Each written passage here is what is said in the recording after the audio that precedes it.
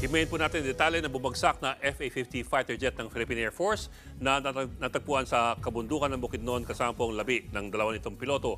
Ang FA-50 po ay ginawa ng Korean Aerospace Industries, kapartner po ng Lockheed Martin, na gumagawa ngayon ng F-16 fighter jet. Kaya po kita ninyo, medyo may kahawig siya, medyo kahawig niya ang F-16. Nabili po natin ito noong taong 2015, 12 eroplano sa halagang 18.9 billion pesos. 10 taon na po ang mga eroplanong ito, pero ito pa rin ang pinakabagong eroplano at ang ating only supersonic fighter aircraft. Ang pinatampo nito ay ang Vietnam War era F-5 fighter jets na rinitiro noon lamang September 2005.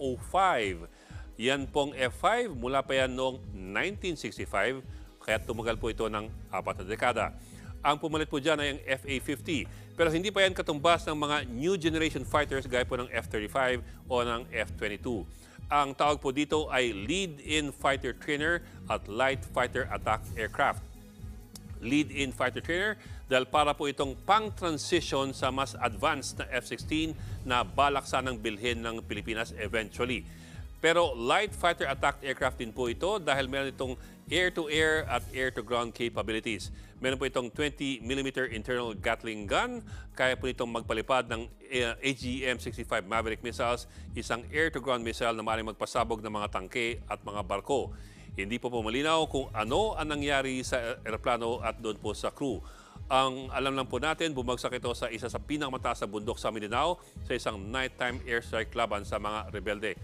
Isa pong hindi pa malinaw ay kung bakit nila hindi nakapag-eject ang dalawang crew members ng eroplano dahil nahanap ang kanilang mga labi sa wreckage ng eroplano o malapit sa wreckage ng eroplano. Kung mahilig kayo manood ng mga pelikula na tipong Top Gun, mapapansin po ninyo itong mga ejection seats para makaalpas ang piloto sa pabagsak na eroplano.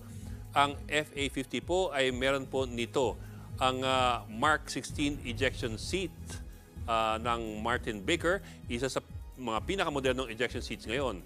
Pero baka lang po akala niyo na enjoy ito gamitin. Hindi po biro ang ejection dahil medyo traumatic po ito sa katawan ng isang tao.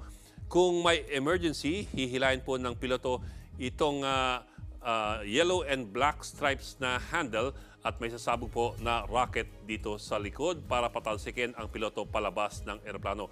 Madalas po may injuries na nakukuha ang piloto sa isang ejection. Sobrang mabilisan po kasi ito at wala pang isang segundo. Kaya't isa pong posibilidad na kung ano man ang nangyari sa eroplano ay baka sobrang biglaan po ito at hindi agad nakapag-react ang mga piloto para mag-eject. At yun po ang iimbestigahan ngayon ng Philippines.